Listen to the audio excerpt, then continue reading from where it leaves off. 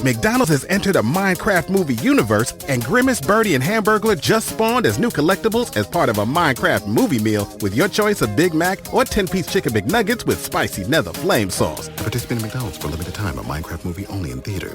At State Farm, we're committed to uplifting Black futures. In collaboration with organizations like 100 Black Men and National Urban League, State Farm provides high school students with the opportunity to learn and apply best practice strategies for saving and investing, all while offering academic support, life skills, and exposure to college access programs to prepare these students for life after high school. Check out 100blackmen.org and nul.org to donate and learn more. Like a good neighbor, State Farm is there.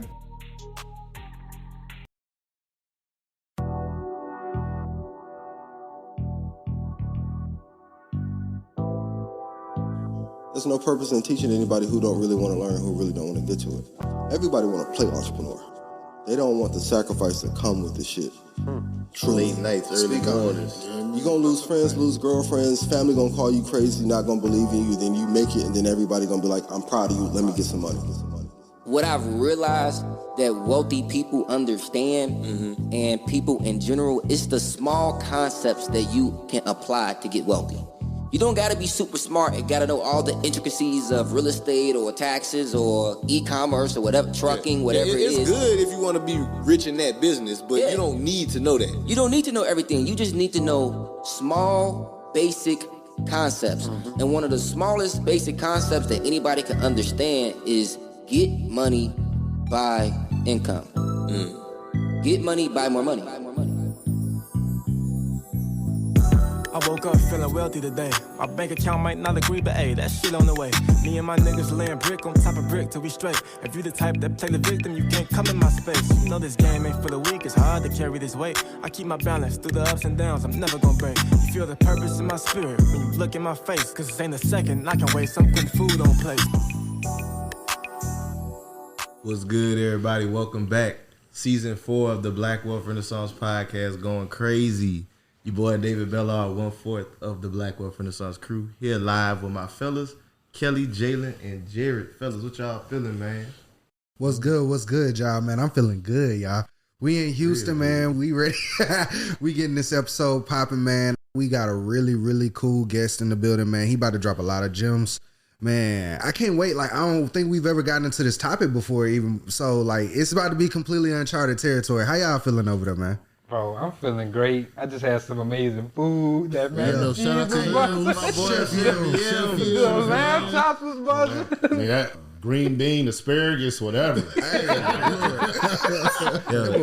y'all don't know about Chef Yams, y'all need to find out about him. Houston, check him out. Yeah. But now I'm excited for this podcast, man. I don't think last time he was here, I wasn't here, so I didn't get to do it. But I'm excited to talk to this man. Yes, sir. So look, Man, look, man. Once again, so nice we had to do it twice. This is a brother y'all done seen before. I know you done seen him on YouTube. Right? Definitely have seen him on YouTube. 100 million views on YouTube, 1 million streams on Spotify. Come on. And running like the most fire music, education, influencer business on this motherfucking planet. My boy Dorian Clark of Dorian Group 82, man. How you doing, man? I'm doing good, man. Appreciate it. That was a hell of an intro. I don't think I've had that. Need to have you write my Wikipedia. That was legit. Appreciate that, dog. Oh, man, you know we fucks with you, bro. Like, real talk. yeah, man, you didn't pull it up on us in Miami. They don't even know about that yet. We ain't gonna get too much into it. But Good bro, times. I want to say thank you, like they said, for coming on. And just for anybody who didn't listen to your previous episode, or they might have not seen your content floating around, just give us a short synopsis. Who is Dorian Clark? Who is Dorian Clark? You know, that question has changed. That question hasn't changed, but the answer has changed so much, especially since the last time we talked. You know, I'm starting to just view myself as an educator, as an amplifier, and as a generator. There's a lot of information out here in this creator, metaverse, economy, whatever. And a lot of that information is geared towards people that don't look like us nor talk like us. So I understand that that's my role now, to find that information and bring it back home. You know, that's the education piece. The amplifier, you know, I know how to make things bigger. You know, I'm just me. I'm from Indianapolis, Indiana, like built like a football player, wanted to be a basketball player, coached a little bit, trained some dudes that went to the NBA, but basketball just was not in the cards for me. My dad didn't love football, so that wasn't a part of me neither. But I learned how to take my ideas, my songs, my content, my thoughts, and give it to the world where it's been seen over 100 million times on YouTube. That's amplification and then generating. It's all about money, man. I generate money. When everything I do is making me some money somehow, some way. I'm talking to y'all right now, and I got stocks, I got crypto, I got content. Something is making me money right now. So educate, amplify, generate. That's who I am now. Hey, wow, I love it. It's some heavy shit. Hey, I got a question though. I know you said the crypto make you money. My nigga, my shit getting beat up right now. This is cool. I'm just buying Perfect buying. Thank you. This is cool. See, this is why it's so dope that we get so many people that are putting their money into the markets now. It's like, this is a part of it. It's going to drop. It's going to drop. But you got to hold on. Do not sell it. And look at where it is now versus where it was 3 years ago. I bet it's higher. I bet it's higher. So just hold on to it, man. You're getting things at a discount right now. Everything is on sale. So go buy. I'm not a financial advisor. I'm not liable. But as soon as this podcast is over, I'm literally buying more crypto today. So gotta love them dips, man. Buy the dip. Got to. That's facts. Yeah. Man, so Dorian, I know you mentioned like the content, right? That's one of the things you're the most known for. When it comes to YouTube and building like a successful YouTube page, what would you say be like the number one thing? Like, because you've been doing streaming. People would think it's an overnight success thing. When on our last episode, Periscope. You started on Periscope in what, 2013? 2015 when it dropped. Yeah. And like, it's years of work that went into this. What was it like building and maintaining that? It's crazy now. I'm thinking about starting. It was May 2015. Periscope dropped March 2015. Consistency. That's it. Like that's it. That's it. If you're consistent, that means that you have discipline. That means you're going to figure things out. Because if you're consistent, that means that you are someone who wants to achieve great things. And when you're consistently working on something, if something's not working, since you want to achieve great things, you're going to make the adjustment naturally because you're doing this every single day. Who wants to do the wrong thing every single day? I don't. I want to do the right thing that's going to make me some money and have me feel good about what I'm doing.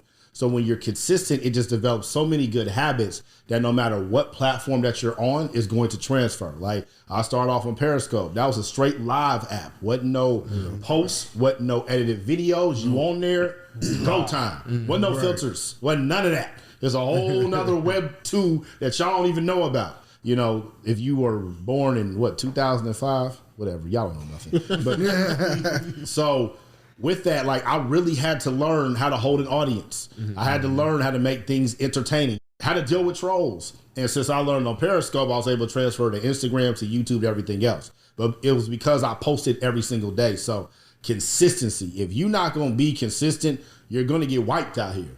Because people like me, I'm consistent. Y'all are consistent. So if I'm consistently posting 5 times a day and you're inconsistently posting once a week, how will you ever catch me? You won't. No. It's the reason why I was able to dominate the music marketing YouTube space the way that I was. I wasn't trying to take nobody out.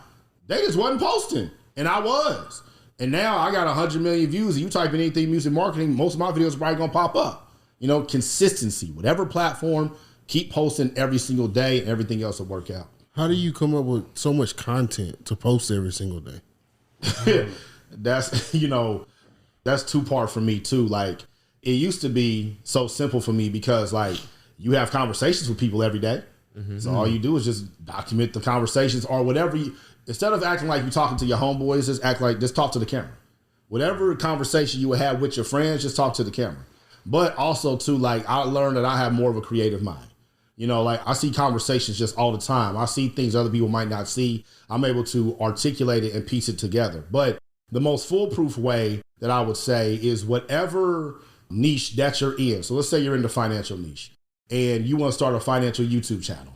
You need to go to the heavy hitters in the financial YouTube channel space and see their top videos. So I would immediately go to Graham Stephan's page and I would go to most popular and I will look at his videos that are absolutely banging. And then that is your foundation for that audience and that content.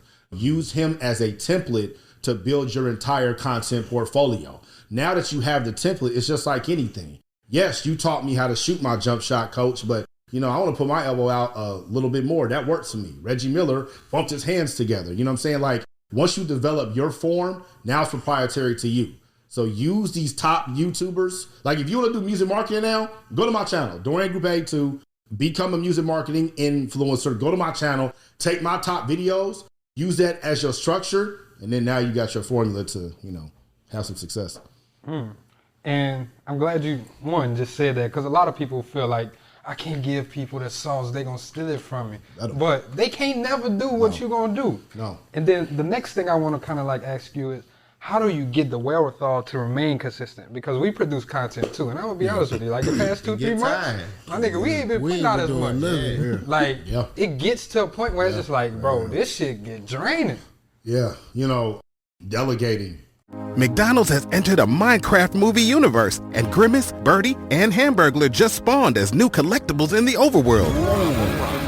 Now for a limited time, you can get one of 6 McDonald's collectibles when you order a Minecraft movie meal.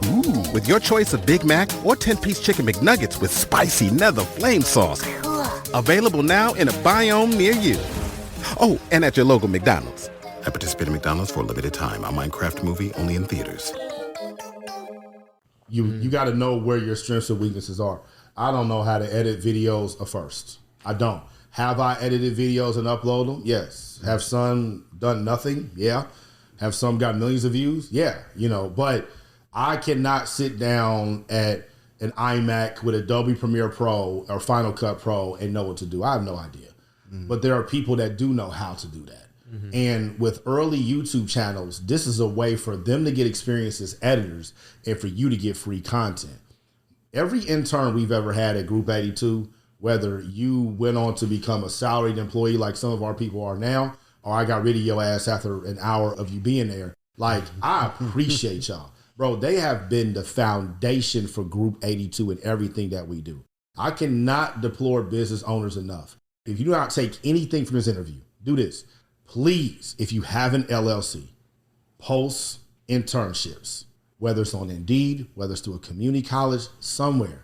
People need that credit. They need the work experience. They want to be inside of an infrastructure where they can prove that they can do this job so it can become a paid position. And now, since your company is so early or your channel is so early, the mistakes can happen. Y'all getting 4 views a video. It doesn't matter. So let the mistakes happen, and you can see what you like and what you don't like. You learn how to manage a team. You learn how to pump out content. Like, y'all can go to my page, go to my Instagram, and just scroll down. Scroll down to 2018. Go look at the videos. They're fucking terrible. They were awful. We had no idea what we were doing. Like, the audio was terrible. Like, everything was terrible. Was the branding on point? The branding was kind of on point. Yeah, my ducks, my small but it wasn't like my logo wasn't up there and all that. But I didn't care because it was free. I'm putting out content that's marketing my business. I wasn't trying to be no Instagrammer. I wasn't trying to be no YouTuber. I was trying to get paid at group82music.com so I could leave my day job. I needed to make $5,000 a month. So I was trying to figure that out. And social media gave me that. And those interns did all that, man. And what happened is like, damn, I like this intern. And they've helped me make an extra $2,000 this month. Man, I can start paying them $100 a week, you know, and then that developed into shit. I can start paying you $1,000 a month. Now you're my COO and I pay you $70,000 a year plus. What's up, y'all? It's your boy David with Black Wealth Renaissance, and I'm here today to tell you guys about Anchor. If you haven't heard of Anchor, it's the best place to make a podcast. Anchor is a free app that has creation tools that allow you to record and edit your podcast straight from your phone. Anchor also distributes your podcast across all major platforms, including Apple Podcasts, Spotify, and many others. You can also make money on your podcast with Anchor with no minimum listenership. Anchor is everything you need to make a podcast in one place. So if you're looking to get started on your own podcast, download the free Anchor app or go to anchor.fm. Benefits for a young company like this because you start off as an intern. You know, so it's invaluable to have those interns, and they will help you with so many things, not just editing, graphic design, content ideas, how to post. Now you are getting other people's social media algorithms too. When y'all had those meetings, all my interns were younger than me. They were in college. They the ones who told me about TikTok. They're the ones that tell me which songs are popping. They the ones that tell me which words work. That's my secret sauce. I'm giving it to y'all because y'all ain't better than us. So go get your own goddamn interns. I'm telling you, they're going to change the game for you. I kind of want to get into when you first started because you mentioned something. It's not going to look pretty maybe when you first start. How do you get over that hump? Like, man, I just started, let's say our podcast, we were recording on phones at the beginning. It wasn't the audio we wanted, That shit was but goddamn, we started. Yeah. Right? How do you get over like, damn, that's not what I wanted, but goddamn it, I started. How old are you? I am 25. 25. So let's say average male, you said you had sex first time you was 16, so that was 9 years ago. So you 9 years into this stroke game. Okay. Is your stroke game better now at 25 than it was at 16? Yes, sir. It is. Okay, but did that stop you from getting what you wanted at 16? No, it did not. Okay. That's a perfect fucking analogy. And there you have it. Dog. I'm fucking weak, dog. Yo, appreciate the sauce with the interns because we literally were just having that conversation earlier last week about the listing it on LinkedIn, Indeed. Yeah. Like, people are looking for these opportunities, just providing that infrastructure and that place for them to come and execute. Yep. And they need it. And they get college credit. And if they get college credit, now the school holds them accountable. You ain't got to do shit. All you got to do at the end is sign a document, and you might got to rate them number 1 through 5 if they deserve an A. Man, like, you know. So can you talk to the people about like what does that process look like? Like, am I just going to like a school and hitting up a dean and being like, hey, like I need some students? Man, most of these schools have career centers. They got career development centers. And a big part of their metrics for these career development centers is getting their kids internships, their students, because that's great marketing. You know, you come to our school, we got you an internship with Nike, and now this person's the VP of the NBA or something like that. They can sell you the whole dream, the college bullshit. So the way you can take advantage of their college bullshit is you can be the company that gets the intern, right? So hit up these career development centers, and then on Indeed, you can put an internship on Indeed. No one's stopping you from doing that. As long as you have an LLC, it doesn't matter. You could put one on Craigslist. Now, you know, you got to understand, there's going to be a certain type of demographic, you know, like the content you post on YouTube and Instagram is going to be different than content that you post on Pornhub. You know, so the interns you're going to get from a college, from Indeed, is going to be different than ones you get from Craigslist. But you ain't got no money, and your company's not doing much, and you need help. So beggars can't be choosy. That's very true. That's facts. And I feel like a lot of people, they hear interns, sometimes they be like, man, I don't want them to work for free and all of this type of shit. But like you said, they're getting this college credit. They need it anyway. I don't know what kind of world y'all grew up in, but I've worked for free so many times in my life. Like, bro, it's a part of like, if you're an entrepreneur, you're working for free. Your broke ass business ain't making no money. You know, like it's a part of life. Anything you want to do, you got to start off doing it for free if you want to get good at it. You don't get paid from everything from day one. LeBron didn't start making money from basketball till he was 18. And he's a billionaire from it. He wasn't getting paid when he was 10, 11 years old. Like, who do you think you are that you deserve to get paid when you can't prove that your videos or your graphics is going to make our channel some money? Where the fuck's the money going to come from? Now I got to go get a job. What's the point of me having your ass if I got to get a job to pay you to get the content? No. Yeah, nigga, I am not about to work to pay you. Exactly. Like, everybody has worked for free in some capacity. Some of y'all work for free at y'all church every single Sunday. And they've been finessing y'all for years. They gave you nothing but a plaque. Like, you can have some interns at your business. You made a great point about entrepreneurship, though, that once again, I think has been really misconstrued in the past few years. A lot of people think that becoming an entrepreneur or starting a business is like the gateway ticket just to becoming, you know, that millionaire, billionaire. Yeah. But they don't know that a lot of entrepreneurs ain't making a lot of money, dog. They not. Like, and I'll be 100% honest with us. Like, even with BWR, we not fucking millionaires or nothing like that. Never claimed it. Like, dog, we made some money from this bitch, but profit versus net, it's still completely different. It's for real. Like, have y'all heard of Dude Perfect? Yes. Yeah, you know, they're one of the most popular YouTube channels ever. Yeah. They got like 50 million subscribers. I was listening to one of their podcast interviews, amazing interview. I'm not going to shout the podcast, but it was an amazing interview. And it's 5 of them. And they have 10 billion views. And they have deals with like the NBA and the NFL and GMC. And, you know, they have 50 million subscribers. They have a world tour. They have like offices like this. Dude Perfect. They have Nerf guns. They have turned into... All they do was like trick shots. Trick shots, that's all they do. That's all they did. Basketball trick shots, football trick shots, golf shots, like drop basketballs out of airplanes. This is what they do. You know, little boys ages 5 to 15, no dude perfect. Like, that is their thing. And they're on that podcast. They're at the peak of their prime, of their fame. And they said that they make around $30 million a year. That's it. It's 5 of them. That's $6 million a year before taxes. And they got all that. You know, so social media can make it seem like if someone is everywhere, that they got a lot of money. But if you an 80s baby, 90s kid, or maybe a little bit later, you remember Real World, Roll Rules. They were the most popular people in our age group, ages 18 to 25. If you were on Real World, you were a fucking superstar. And they were broke as fuck. And that's what content creators are right now, or even like digital entrepreneurs. It's like you gotta find other ways to get your money.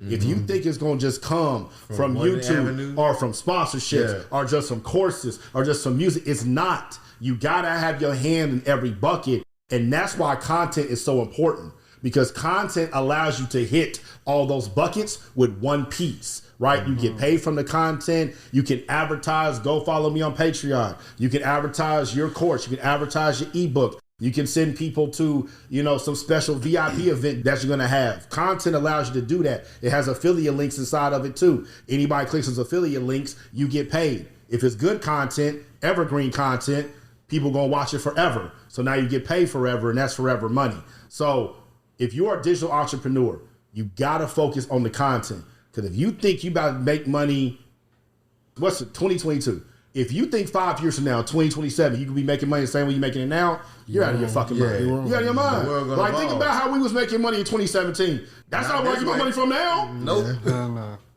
Thanks. So I kind of want to talk about the YouTube money. Let's be real. So you said you had 100 million views? 100 million views. 100 million, yep. What is the YouTube money from that? I posted that video last night. We have made $90,000 specifically from YouTube for 100 million views. And the reason being is because long form views pay a lot more than short form views. I had about 17 million long form views before I started making short form videos. And from those 17 million long form views, I had about $80,000, right? It is at 100 million, so that's 83 million views later. And we've made like $9,000 since then, because they're just not putting ads on short form videos. And on top of that too, YouTube is a search engine first, and it's owned by the biggest search engine in the world, which is Google. They want everything to go through search. They are going to incentivize search. So if someone types in a keyword or a search term and your video pops up, that's when YouTube's going to pay you the most, because you are rewarding people for using that search feature. And if your video is good and it makes people stay on YouTube longer, which is the number one thing that they look at on YouTube is session time, that's going to make them reward you and push your video up higher. Shorts doesn't do that. We watch shorts, we scroll. We scroll, we might follow, we might share, you know. Like. Yeah, but we're not searching for shorts, man. We're not doing that yet. So that's why right now there's this big thing, like a lot of content creators are like, yes, the views and the subscribers are great. The watch time's great. But if these were long form views, man, I probably would have made $3-4 million. So why do the shorts then? Because of the brand amplification. I'm an educator, an amplifier, and I'm a generator. When I'm making business decisions, I'm looking at that. Am I going to educate? Am I going to amplify? Am I going to generate? 100 million views, that's amplification like a motherfucker. Fact. And I have to pay for that at all. I got paid to do that. I got paid $90,000 for my brand to be seen 100 million times. That's a Super Bowl commercial. And how much would I have had to pay for that? I would have had to pay a couple of million. So that's how we got to use our social medias, man. Like, I ain't in love with none of these shits. Shout out YouTube, Facebook, Instagram, TikTok. Y'all have changed my life. But damn it, we know 10 years from now it's probably going to be something else. You damn right. And my ass going to be on there. I don't give a fuck what it is. You know what I'm saying? As long as it ain't, you know, some crazy porn shit or something. But, like, that's where we're going. That's where the metaverse is actually going. Like, who knows how we going to be doing podcasts 10 years from now. In the metaverse, everybody sitting down in the virtual house. Exactly. Watching this motherfucker. Exactly. And, like, we probably be able to see everybody's faces and they can ask questions and come to the front. Like, things change so fast. Man, I got time to fall in love with these social media platforms. I'll follow their rules. because they put me in front of my audience better than any other marketing tool that exists. When y'all find me a better marketing tool than social media, let me know, and I'll start complaining about how much they paying. So you kind of talking about their rules. We kind of spoke off camera about it. The YouTube's algorithm, maybe even Instagram's algorithm. How do you change your videos or change your style based on their algorithm? Yeah, and that's how do you even keep up with those? Yeah. Like it goes back to what I said. You know, YouTube is a search engine. Everything has to go through search. Make your video searchable.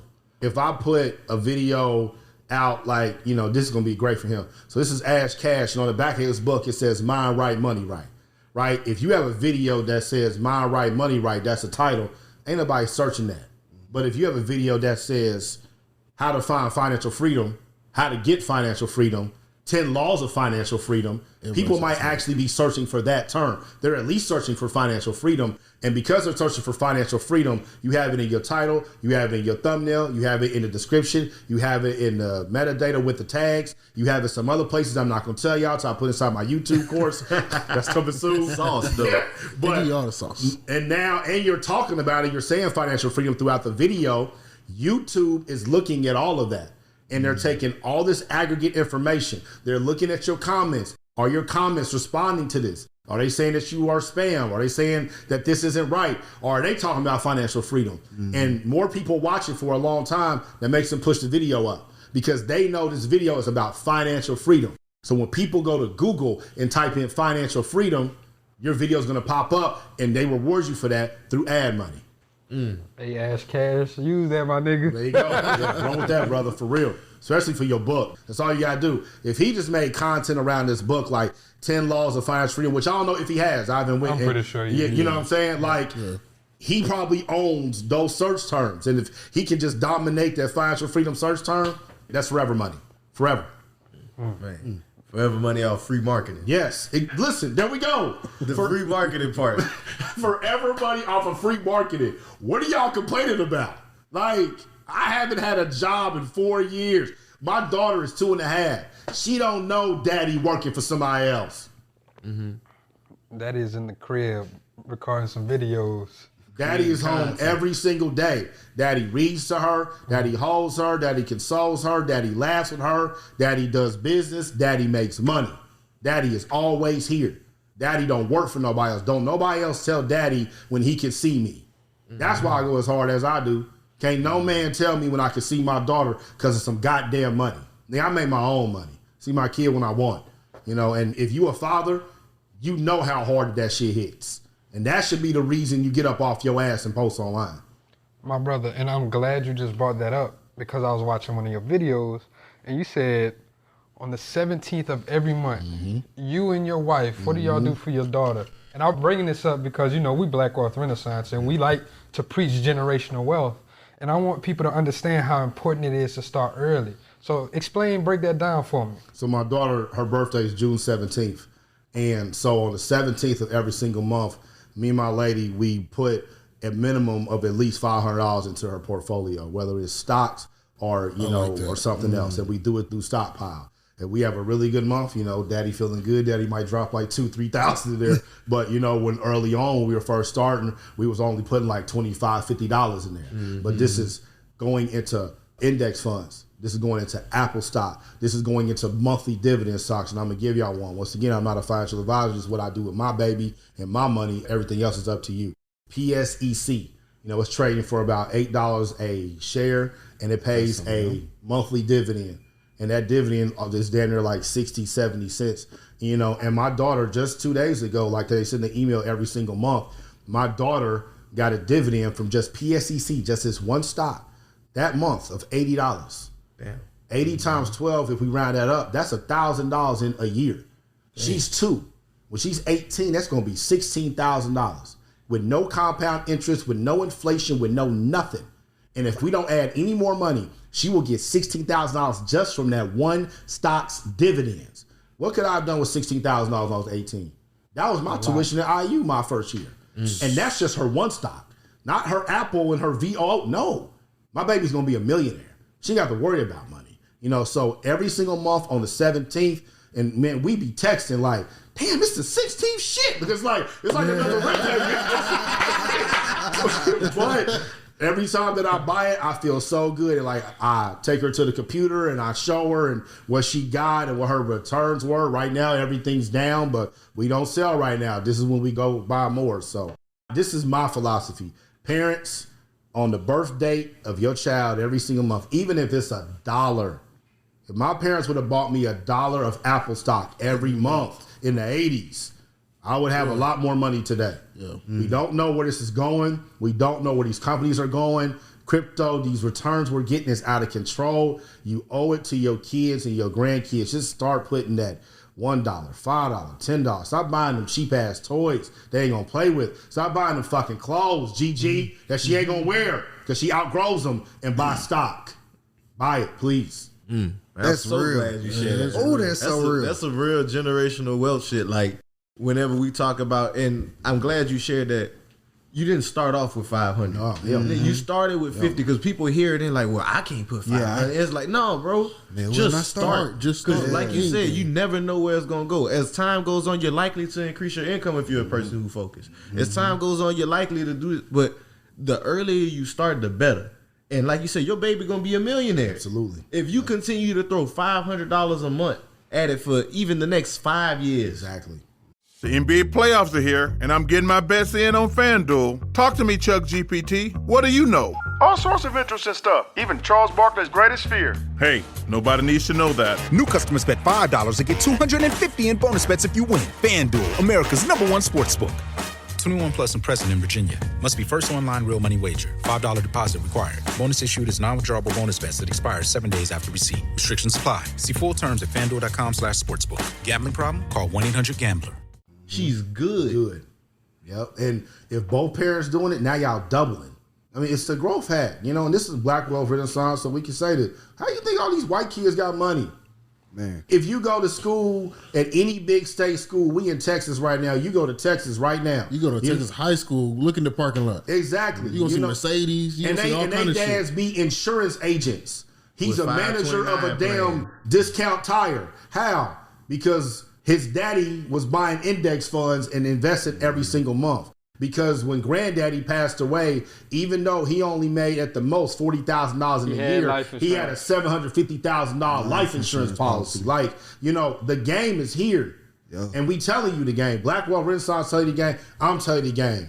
Master Investors telling you the game. Earn Your Leisure telling you the game. Millionaire Mindset Xavier's telling you the game. People's out here, Wall Street Trappers telling you the game. You know, David Shan's telling you the game. Ash Cash telling you the game. There's no excuse no more. B. Simone. Y'all have seen her become a millionaire. Facts. We're telling you the game. It's just a matter if you're going to apply the information now. And we got to apply. Kevin Hart has been telling the goddamn game. Facts. Niggas don't be listening. Right. Every time he has a deep interview, he gives the game on where he is and how we got there. He's broken down his whole social media strategy. I've done a video on it. He's broken down his whole wealth building strategy. I've done a video on it. Like, let people who's making this content feed you the information that you need and use that to provide a better life for your family. Man, what you got, Nah, man, because you probably gonna go into a question. Mine just really quick. I just appreciate the fact that you highlighted the small, insignificant in the long run shit that people be buying, especially for kids. Yeah. Like the clothes that they gonna outgrow fast as fuck, the toys that they not gonna care about, like all the different little stupid stuff that is going to be insignificant in the long run. You could be taking that same money and putting incremental small amounts, because people always act like, oh man, I got to have enough money to buy the whole stock or to buy a whole share. No, you don't. You can be putting that same 5, 10, 15, 20, whatever dollars that you have into those funds to be trying to set your kids up for the future. Like, between doing that and what earlier episode we talked about insurance, what we talking about $100 total a month you spending to set your family up. At the same time, I want you to go through your budget and tell me where the fuck all your other money is going to. That's facts. Where's all the other money going to?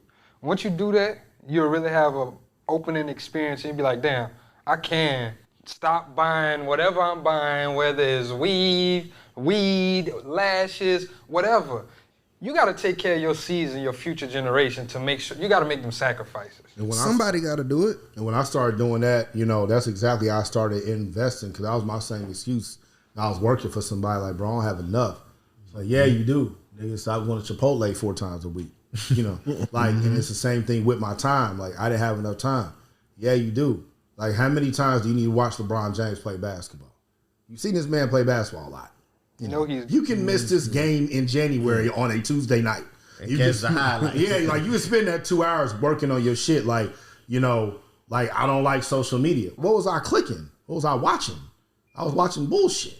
I'm clicking bullshit. When I started watching stuff that made me get my mind right and my money right, like my mind got right and my money got right. Shout out to Ash Cash. But it's just like, you got to do self-audits. You got to take responsibility, especially in our community. Like, these folks don't care about us, Democrats or Republicans. Moderates don't matter. They don't care about us, man. They never going to care about us, because there's no reason to care about us, because they can get rich off of us. We got to take care of ourselves, man. The entire American ecosystem has been set up. There are rules that you got to play if you want to live in this country. If you don't like the rules, y'all going to hate me saying this, go to another country. But if you want to play here, you got to play by our rules. Compared to other countries, our rules are pretty okay. And there's one rule in this country that no matter what, where you come from, sex, gender, race, whatever, if you know how to make money, they going to let you make money. You're damn right. They going to let you make money and keep as much of it as you want. But you got to know how to make it. And this is the y'all, it's dope that y'all call Black Wealth Renaissance, because that's what we're in right now. That's what we live in. Like, this literally, this is digital entrepreneurship is going to set us up bigger than rappers and the NBA ever has. Ever has. I 100% believe that. We're seeing it happen in real time. The guy from TikTok, Kabi, the smile dude. That says nothing. Yeah. He's worth like $2 million now. I saw that. Yeah. Like, this age is gonna just, like you said, you're allowing content creators to come forward. You're allowing people to really, and the free exchange of information is really what I think is defining the renaissance. Like, the fact that it's so free out there and so many people, powerful examples of doing it, that all you literally have to do is take the action and you can start seeing progress. I think, there's a future president amongst us. One of these digital entrepreneurs is going to be like the future president of the United States. I don't know who it is, but I think that's how powerful content creation and the money that's behind it. Sup, family? Hope you've been enjoying the show. I have a serious question for all my entrepreneurs real quick. Is your business moving forward, or is it stagnant? Don't you want to know how to get more clients, how to build better infrastructure, how to dominate in your industry? Well, you need to be at the 10th annual Run Business Conference in Dallas, Texas on July 16th. Run Business Conference will have experts teaching on trucking and logistics, government contracts, real estate, finance, credit, business automation, and so much more. Man, look, fam, y'all got to get ready to run. Get ready to run your life, run your business, and run up this bag. You're only one contract away from changing the trajectory of your business. Link is in the description to get tickets. Let's run it. Run Conference 2022.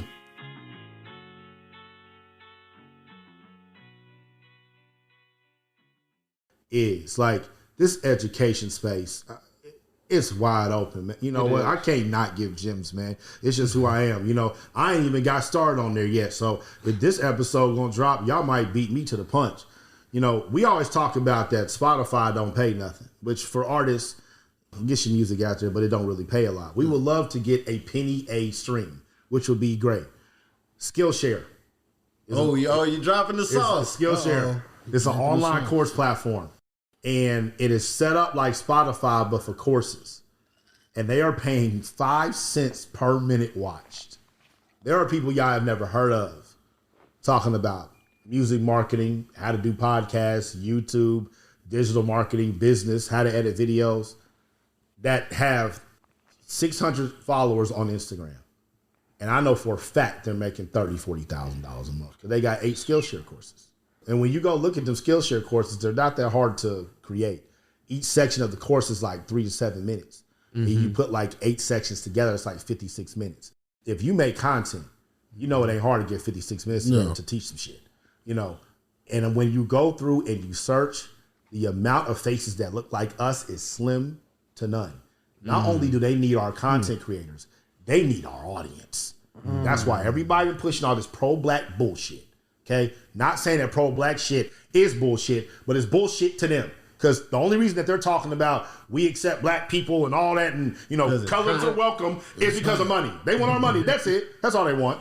And so we know that now. This is information we all know. The only reason y'all say y'all support all these black causes is because you want the black dollar. Okay. Let's take advantage of it. Exactly. Facts. And so if you are a course creator, content creator, you need to be looking into Skillshare. And Skillshare has its own audience. They got their own algorithm. Yep. That's all I'm going to give you. I got one more question on Skillshare. So, could we take an existing course and just upload that bit to it? Hey, man, they got all the rules and what you need to do on the website. He said that's all I can do. Go to the website and do what you got to do. Hey, but Dorian, man, I did want to ask another thing to you. Black Friday, man. You went crazy, bro. Man. Oh, man, I tried to get emotional thinking about that shit, man. That was amazing. How was Black Friday, man? The Super Bowl for entrepreneurs, as you call it. And, and this is the first time I'm ever going to say this, I hope that she don't get mad, but, she deserves that. So November came, and when November came, my lead video editor, he left, and we still have a great relationship. Shout out to Alex. I was just talking to him yesterday. We have a great relationship, and he left and went to another company to do some other stuff. I was like, okay, cool. And at that time, everybody basically had left Group 82 because they had either graduated or the internships was over or, it's like, damn, it's just me. And then, my lady, her name is Rhiannon, and she's always been behind the scenes and she's always helped, and there was times where she didn't help with Group 82 at all, but then there's the times where she's really had to help. And so since everybody was gone, man, and, I was tired, man. I was posting so much. I was exhausted. I was like, you know what? Black Friday is coming around. We can do something let's have a sale, but I'm not going all for it. And usually when her and I are planning something like that, I'm usually very meticulous and it needs to look like this. Let's have it like that. It's a lot of back and forth. I just trusted her. I said, you know what to do. You've been making some money. We make a couple $1,000, cool, whatever. And Black Friday 2018, I'll put the tweet. I can't remember. I think I made $1,000. Black Friday 2019, I think I made 8,000. Black Friday 2020, I made 10,000. Black Friday this year, I made 101,000. Come on, man. And let's go. But the most beautiful thing about that, it was me and my lady. That's beautiful. That's lit. And and when as the sales kept coming in, man, I can't lie, we cried. We cried together with our daughter right there, and it's just we didn't need nobody else, just us. And it was just such a beautiful moment for our family. My daughter's account really got a lot of money in. That was one of the months I threw a little extra in there. Yeah, me and her, we love Roof Cribs. We went there, popped some bottles, did the whole nigga shit. And then, we went and we started thinking about where we wanted to invest the money and where we wanted to put the money inside of the business. But you know what that really did? It showed me that I've been reading this book called Rocket Fuel. I read it twice. And basically what Rocket Fuel is about, it's about people who own businesses and they're looking for partners. And there's two types of partners in the business. There's a visionary, there's an integrator. And not to go too deep into detail, but basically if you know the story of Apple, Steve Jobs is a visionary and Woz is the integrator essentially. Yeah. And so every partnership's like that. And being a content creator, what I do, I'm a visionary. Nothing at Group 82 moves unless I have to push it. Not I say it, I have to literally push it. And when you push so much, it becomes exhausting. And, that weekend solidified that, I've been searching for the integrator. My integrator's been right here.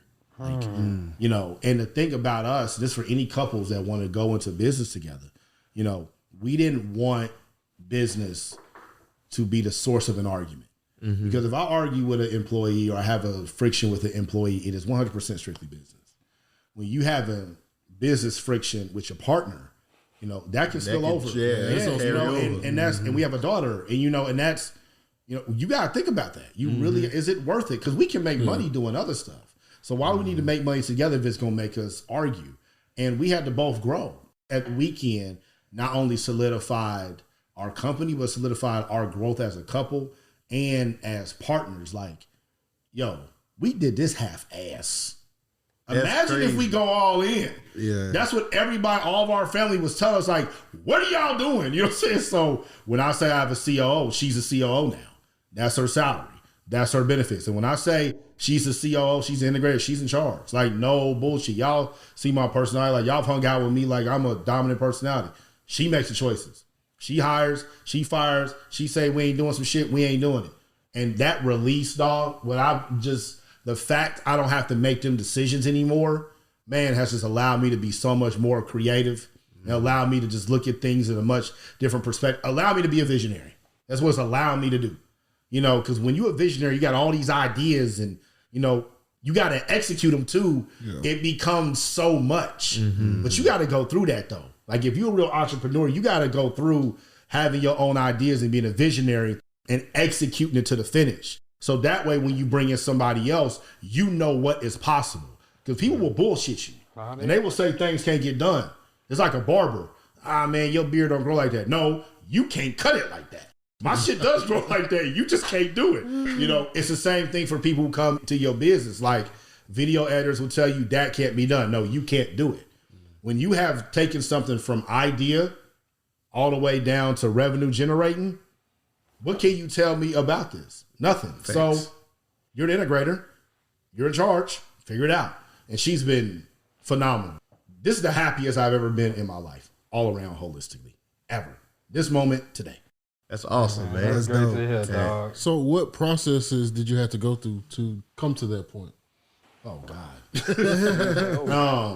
Man, just years of, you know, I kind of look at entrepreneurship. I think me and you, we were talking about this in Miami, but, you know, entrepreneurship is jumping off of a cliff and building a parachute on the way down. Yeah, we did talk about that. And I did it. I built the parachute, but that motherfucker was, you know, I'm like, man, hold on, man, I can't survive like this. And it was shaking for like 4 years. And my hands were just like, bro, you have to let go, but I can't fall down. I had nothing supporting me. Like, I had to let go. And when I finally let go, like, you know, this sounds corny as hell, but like, she was there. Like, she was there to support me. Like, we're going to be okay. And so, like, the processes of just everything, man. Like, I had to be the accountant, the lawyer, customer service, the video editor at times, the audio editor, the rapper, the cover art, the graphic designer, the talent, the CEO, you know, the spokesperson, the CMO, CTO, whatever needed, the janitor, everything, the travel agent, the secretary. You know, that was my life. That's who I was. It's just like, bro, once the business gets to $500,000 a year, you can't continue on like that. No. Can you get to $1 million like that? Yeah, you can. If you are really organized and you are somebody who's disciplined and you go to bed at 10, 12 p.m. and you wake up at 6:01, yeah, you can get to $1 million, but you're going to be a robot psycho. Yeah, buddy. You know, so I had to learn, like, bro, like, you're a human. You're a fucking human, man. Like, be a human. No, you're not going to get 1 million views on every post. You're not going to make, you know, thousands of dollars every day. There's days, most days, I don't make no money. That's real. That's why my margins are so high. You know, because I know most days we're not going to make some money, but when we get a sale, it really matters. So it's like, I had to learn to let all that shit go. And what happens is you become so emotionally tied to your business because nothing's automated. It's like I was a single father. You're so invested in it because it's your baby. Yep. I was a single father. And now Group 82 has a mother. I let it go. Yeah, that's dope, dog. Man, yeah, that's why. I know you mentioned like you had the interns and stuff that actually ended up graduating and moving on. Yeah. So like in building a business, like now that you got to this point with the interns, were you having to implement SOPs or were you just kind of like teaching them as it went along? SOPs. Man, please. I ain't got time to be doing all that. Listen, like during the interview, we did a very good job of vetting people. We put an internship job posting up on Indeed. And anyone who applied, we accepted. And we would write questions back. It was like these automated questions. And they had to answer 5 questions to basically see if they read the posting and if they qualified and to see who would respond. Once you do that, that eliminates 90% of them. You know, and then we say, okay, if you answer yes to all these questions, email here. Then we'll see who emails. Then we'll set up an interview. Then inside the interview, you know, I'm very transparent. I don't interview interns anymore, but when I used to, I was very transparent. They got to see what y'all seeing is what they saw. And I told them, I said, go watch my content. And this is 2019 Duck. Like, you know, like he was outrageous. Okay. You know, so like I said, go see. I'm very opinionated. Like, go look. And what happens is after they went through all of that, then we would have them prove that they could do the job. If they were a video editing intern, okay, here's raw video footage. Let's see what you got. Here's the instructions. You know, if they go through all of that, about time that they agree to do the internship, they're already mentally ready. Because they went through the whole interview process. You know, they understand me. They understand what Group A2 is about. They understand their responsibilities. And I don't mean that it was foolproof. People still went through all that and they quit within 2 days. But because we were such a young company and we had no money, you know, I wanted to make sure that we got the right people. And I had to go through a lot of people. But when you find a great intern, oh, man. Hold on. Oh, man. Yeah, for real. And when their time is up, you make them an offer. And if you can't afford it, you let it be known. And you stay in contact with them. Because when it gets to the point, y'all remember when I was posting them long form videos every day? Bro, I had 6 video editing interns who were trained to the optimal level. I would wake up 3 times a week. There were 6 long form videos for me to choose from with no mistakes.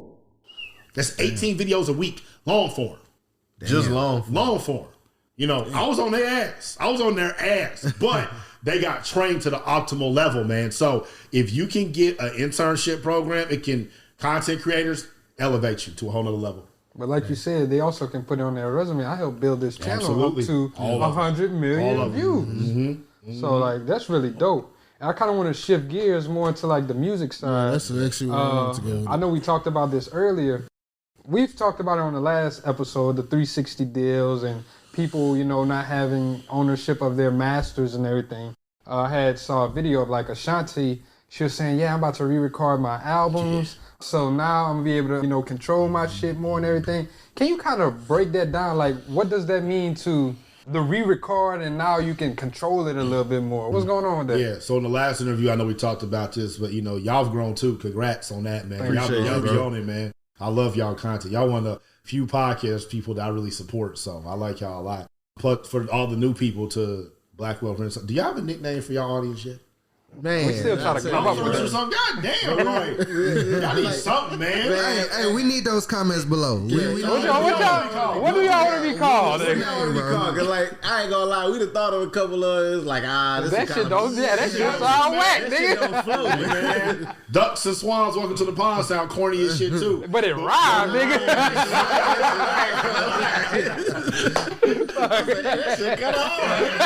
Just let me come swimming that motherfucker. Great segue into music. But, so going back in that interview, I know I talked about it a little bit, but the reason that masters were called masters. This episode is brought to you by LifeLock. It's tax season, and we're all a bit tired of numbers. But here's one you need to hear. $16.5 billion. That's how much the IRS flagged for possible identity fraud last year. Now here's a good number. 100 million. That's how many data points LifeLock monitors every second. If your identity is stolen, they'll fix it. Guaranteed. Save up to 40% your first year at LifeLock.com/podcast. Terms apply. Is because there was one copy back in the day when you made a song. Like, for all the young folks, people actually had to go to a studio and there was no computers. It was actual, like, tape. That's why it's called tape. And it was something physical that you could damage. And you only had one copy to get it right. You know, when the copy got right, that was called the master. Anything that got duplicated off the master was called the slaves. Oh, so that racist shit again. This is why. So that's why they're called masters. And for the longest, it was like the masters would stay in the vault because there was no digital clouds, there was no digital files, none of that. As technology caught up, you know, the music industry went through a transition. So everybody was like, yo, you need to own your masters, own your masters, own your masters. That was during the pre-streaming era. You probably did need to own your masters. It's still good to own them today. But what you need to own is your publishing. The masters is the actual recording, the physical. Well, everything's digital now. The publishing is the idea. That's been around forever. So if you own the publishing, you own your work. You own your songs, and you can do whatever you want with it. That's what happened with Ashanti. Because she wrote everything, she owned the publishing. Because Taylor Swift wrote everything, she owns the publishing. Because DMX wrote everything, he owned the publishing. So if I own the publishing, I can take all these words and I can put them over whatever music that I want to. Well, it just happens to sound like the other music. Well, you own that one master's copy. I can make my own slaves, and I'm the artist. It's a new master. Yeah, exactly. That's what it is. It's the new master. That's what Taylor Swift did. All she did was tell them, she told her audience, wherever the hell that they're called, the billions of them, don't listen to that one no more. Listen to this one. That's the one that I own. And they all did it. And she didn't lose a dime. She probably made more. I didn't even know because that. she wrote. She owns the publishing. So any artist, hold on to your masters. But if it's some reason you got to give it up, cool. You hold on to that publishing. And go watch my videos on Dorian Group A2 on YouTube. Sir Mix-a-Lot really breaks down why he owned his publishing. So Sir Mix-a-Lot, Dorian Group 82, he gives all types of scenarios where he got money because he owned his publishing. And had he not, that shit would have went to the label like 15, 20 years after the fact. So always hold on to that. So that kind of falls into that play with like Lil Wayne selling his masters. Yeah, I think who else? Pharrell just everybody. Yeah, and you can sell your publishing too. I don't know if they did. Yeah, damn, but that's kind of a finesse on the cool. Yeah, like bitch, you can have it. You can have that one. I'm just gonna go ahead and record this over here again. And the problem before, the reason artists didn't do that is because recording costs so much and marketing. You know, you can record it, but how you gonna get on the radio? How you gonna get on MTV? But now you ain't got to worry about it. You got to worry about it. You got fucking Instagram on your phone. Just throw that shit out there. Yep. So speaking of that, so new artists that are coming into the game and they want to market themselves or they want to put their song out, what is the best way for them to do that? You know, that's such a broad question. It's like, you know, if I start a business today, what's the best way to market my business? You know, well, it matters the kind of business that you got. But I think the foundation, I think we all know, is social media. But that's a broad term now, too. Yeah. You know, well, you go to YouTube. Well, that's a broad term, too. Well, you go to Graham Stephan's finance channels. Okay, well, what do you do? You know, that's why classes are important. You know, because they take you down that funnel a lot faster. So for new artists, man, like, what do you want to be known for? What do you want to be known for? Do you want to be known as a great lyricist? You want to be known as somebody that makes twerk music? Do you want to be known as a true artist? Do you want to be known as all of that? Do you want to be a massive star like Drake? Do you just want to be able to tour and hit 1,000 max venues? What are your goals? Realistic goals that match your effort. What work ethic do you have to put towards these goals? And then once you do that, study people's careers, man. Study people's careers. And then you need to use social media to make your money for you. You ain't gonna make no money for your music. This is not gonna happen. You know, the music business has been set up and fortified. Y'all know what that means? Look it up. Fortified to squeeze everything and just leave the drops for the artist. And it's always gonna be like that. Even if you own your publishing and you own your masters, it's still gonna be like that. Content is not like that. Marketing is not like that. And because you make music and everybody needs music for their content, that needs to be your focus. Like, what videos do I want my songs to be used in? Because they're using songs in videos. It's not just dance videos. That's a stupid ass mentality. You know, y'all still think TikTok is dance videos. No. You're a fucking idiot. TikTok is short YouTube is what it is. And it's taking over. And we really need to pay attention to it. You need to have some sort of presence on there. So it's just like, what kind of videos do I want this to be used in? Do I want to be dance videos? Do I want to be comedy videos? Do I want to be finance videos? Do I want to be reaction videos? Do I want to be motivational videos, right? The same way you used to make music for clubs, or I would make music for long rides or for, you know, deep thinking. Now you need to be thinking about what type of content do I want my music to be in? Because that's the only way your music is going to get heard. That makes sense. That's interesting. Makes perfect sense. Like content, because even with building anything, like even a podcast, your brand, your music, building an audience first on a niche-based interest will always do you better in terms of getting your message to the people you wanted to get to. Like you said, all them dudes that's commenting under fucking the hottest artist shit on Say Cheese or whatever, nobody gonna listen to your music, bro. Man. I think, and kind of going into that, we was talking about Duke Deuce earlier. Yeah. I think he's a perfect example of that, right? Like, him crumping in the damn weight room, whatever. He's creating content. He's creating content on that, and he's putting his music out there. Over it. So it's a smart way to do it. Oh yeah. That's really smart. And I didn't even think about it down to that level. Like at that point, you're now like you're advertising your music, you're making content, and then don't let you fuck around and like start throwing in some merch or some other type of form of income, like what you was talking about. Now we're doing all that additional stuff to where you adding in that extra income with it too. Like that's really, it's revolutionizing the way that people can be artists. And I really like that. Like somebody I think we probably all listen to that I like that does that is like Larry June. Like looking at like his merch, looking at like how he does his tours, how he does a lot of his stuff is set up because of the fact that like, okay, cool. I know I have this audience.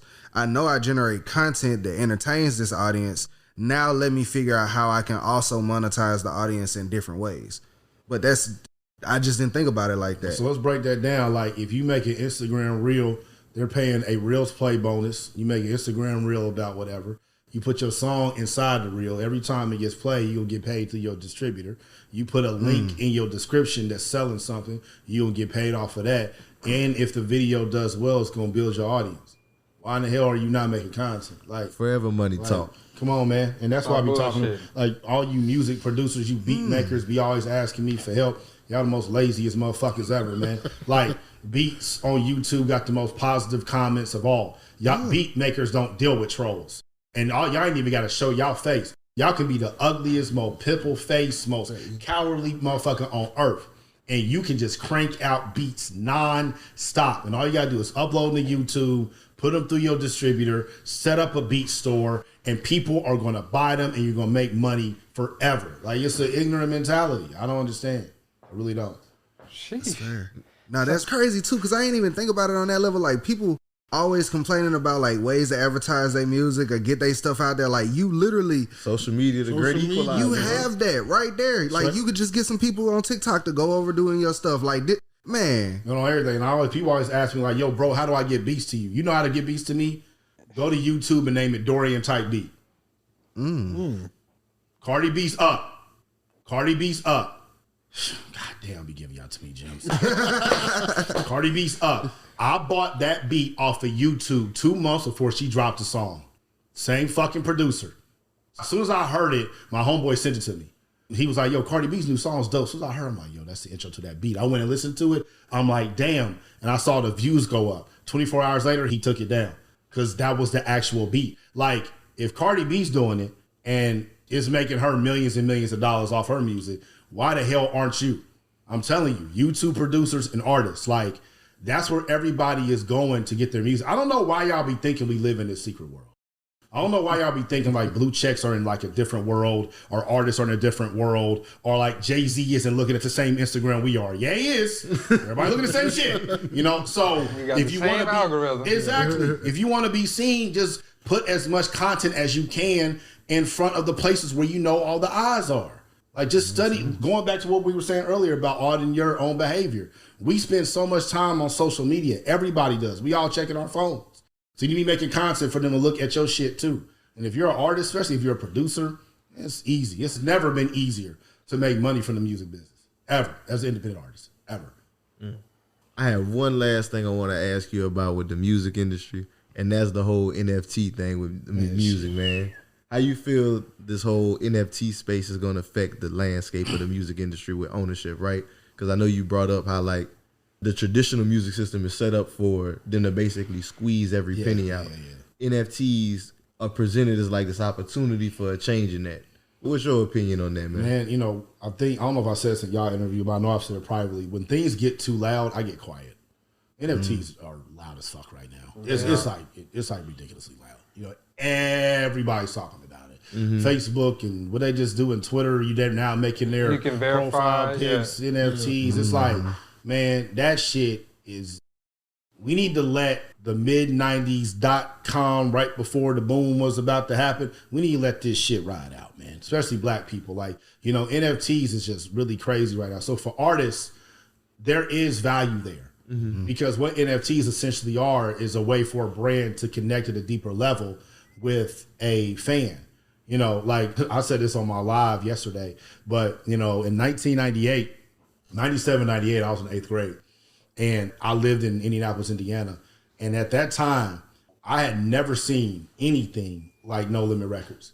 Like, they were literally getting a CD inside of our middle school every single month for that entire year, sometimes twice a month. You know, this is physical copies. It's not digital. And when we would open up the CD, and because back then we would open up the CD, look at the booklet, hope the lyrics is in there, some pictures or something, we would always see what was coming next with No Limit. And he had it planned out for like the next 8 albums. And for that entire year, we kept seeing MP The Last Don. Every single album. Mercedes album, C Murder's album, Silk's album, Mystical's album, Fiend's album, Mr. Servo's album, Mia X album. Every single one of them in there said MP The Last Don's coming. And it just kept moving up, right? And so it came out that June. This is Master P, MP The Last Don. There had never been up to that point in my life an album I had seen get promoted better. And so when the album came out, I was like, yo, I gotta go buy this shit. You know, now that was whack, but I had to go buy this shit. And when I got it, I felt like I had been seeing it in print for so long to actually have a physical copy. I was like, damn. I felt like I had just bought a piece of stock in No Limit because he had promoted it so much. Now, imagine if Master P knew that I bought that. Imagine if Master P knew that, you know, who I was and he could identify that. Imagine if he could send me messages through that. Imagine if his next album that came out after that, he said, hey, MP The Last Don is now about to mutate into my next album. Imagine if me having that album whenever he came into Indianapolis for a show, I could show him I have MP The Last Don, I could walk inside. Imagine, you know, if I'm here in Houston, I see him in some business setting, I show him that, he's like, oh, you a super fan, come up. That's what NFTs are, man. That's all it is. It's a way for brands to connect with their fans at a much deeper level. You know, and I wasn't even that big of a Master P fan. But imagine someone was a bigger Master P fan. And it's 6 years later, I said, bro, I got MP The Last Time. You got one of the originals? Yeah, bro. One of the physicals. Yeah. Damn. I'll buy it from you. Yeah. Shit. How much? 3 ETH. That's what we're in. If you don't have a brand, you don't have no fans, you can't do shit with NFTs. Leave it the fuck alone. If you want to invest and look on the backside, you want to do all that? Okay, cool. But it's too much. It's too loud. It's too much going on. There's too many other ways to make money. The whole technology, blockchain, to see who's buying what and having a connection with the fans, that ain't going nowhere. No. But this hype, this media, man, shit.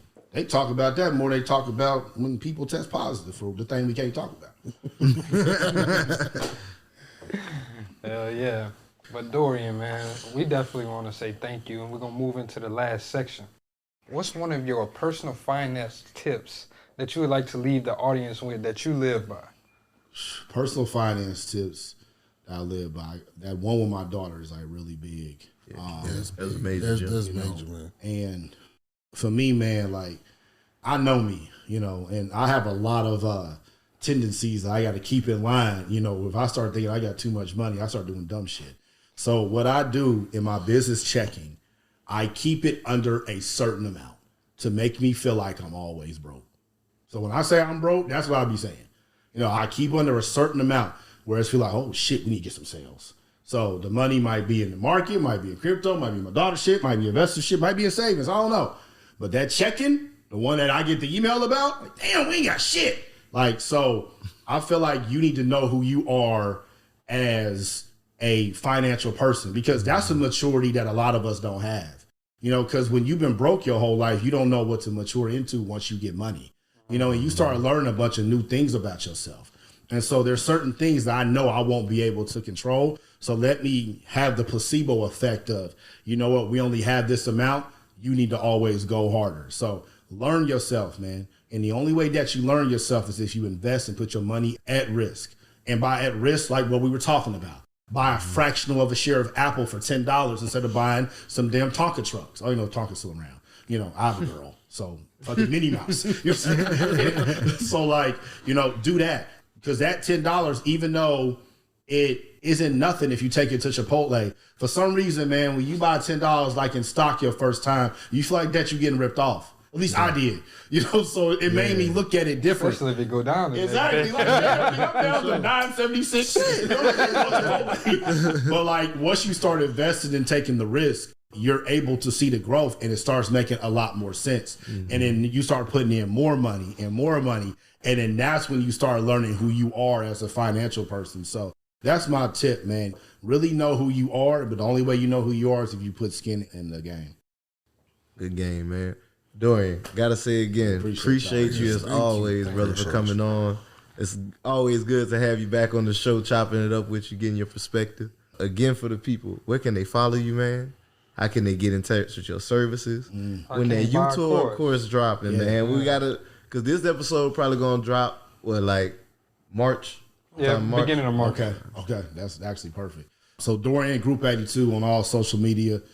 Group82university.com. That's where all of our courses. We got a course right now, how to market your music on social media. So any artist trying to chart number one on iTunes, get millions of streams. I put my Instagram strategy in there, YouTube strategy, my live streaming strategy. Just basically how to build an audience, how to find your audience for your music. Go to group82university.com. That course right now is 51% off. And it's segmented. So if you want to buy like individual courses or classes or topics, like you can do that too. So group82university.com, go get that. My YouTube course, I'm writing that right now. It's going to be really, really good. So that's going to drop probably Q1. I'm going to drop an Instagram course in Q2. I'm going to drop a TikTok course in Q3. I'm not going to say what I'm going to drop with that because that's something really personal. And then Q4, we have some other things that we're going to do that's going to help you out too. But, this year, man, Group 82 is like really expanding out. Digital marketing, content marketing, social media marketing, really giving finance tips from a perspective that's very shallow. Like y'all heard me shout out some of the people earlier that I follow or people that I pay attention that give us that knowledge that we need financially at a very, very elite level. And we need that. Like we need that deep shit and they deal with a lot. But we also need people who are brand new, who didn't come from shit. And I can basically talk to you about how to buy stocks at a very low level. You know what I'm saying? So that's the content that I want to give. And just a quick story, I don't want to hold y'all up, but I started posting on Periscope, man, in 2015 when it dropped. And I had no fans, nobody. And there was one dude who used to come in, his name was Omar. And he was in college, he was a sophomore. And he's from Montreal. I'm like, damn, motherfucker from Canada, follow me. I don't know where Montreal, I've never even been there. He would come to every live and every single scope. And I would be talking about money or basketball or music business or whatever. He would be in all of them. And as the years went on, he would DM me and stuff, and I would be like, hey, what's up, Omar, whoopty whoop. And then it was this ongoing joke, in the pond, because it felt like this nigga was in college for 8 years. He just wouldn't fucking graduate. So it got to the point he would start coming into the lives once the audience got bigger. Okay, here go Omar's Ferris Bueller ass who can't graduate. So it became this whole thing. And, Omar graduated last year. And he DM'd me a week and a half ago. Hey. And exactly. Let's go, Omar. I'm happy for that nigga, man. And so he DM'd me a week and a half ago. He was asking about NFT. So I told him everything that I said here. He was like, bro, I got in on a NBA Top Shot when it first dropped. I was like, damn, man, that's what's up. Because I ain't even bought an NFT yet. And he was like, bro, I want to thank you, man. He said, the reason I bought my first stock is because you was talking about it on Periscope back in 2016. I was like, what? All the shit I talk about. And this nigga's buying NFTs now. Generational wealth. So that's happened to me more times than I realized. I was like, man, there's a voice that needs to be said in this at that level. I don't know, maybe it's the way that I say it or how I do it, but the more of us that are talking about finances, I think it's gonna help, man. So that's the next step. So continue to follow me if y'all want content like that. Man, creating impact as a part of this Black Wealth Renaissance. Love it, man. Well, Dorian, thank you again, my brother. And now we're going to hop into a couple house cleaning items. As always, y'all, make sure that y'all tune into the Black Wealth Renaissance podcast every week and leave us that 5-star rating and review. Leave that for us. It helps us continue to grow the show, continue to build out our audience, and get this message out there to people who need it, right? Jalen, Jared, Kelly, what y'all got for them, man? Man, I just want to say same thing. Y'all keep on listening, keep on sharing. Y'all follow us on YouTube as well. Subscribe. Start subscribing. Hit that notification bell. Share. Share with your family and friends. Y'all also tap into BWR Academy. We are growing rapidly. We are here to give value. We got classes from experts in the industry. You get accountability. You get to learn about business, marketing, investing, what it looks like to actually plan out for the future. So go to bwracademy.com. Sign up right now. It's only $27 a month. Hey, I just want y'all to comment what y'all want to be called. I need to know what y'all need to be called. That is a pressing issue. Yes. I'm with Kelly on that. Y'all email us and leave it in the reviews. We need that for sure. But as always, y'all, thank y'all for listening. And until next time, this is Black Wealth Renaissance signing out. Peace.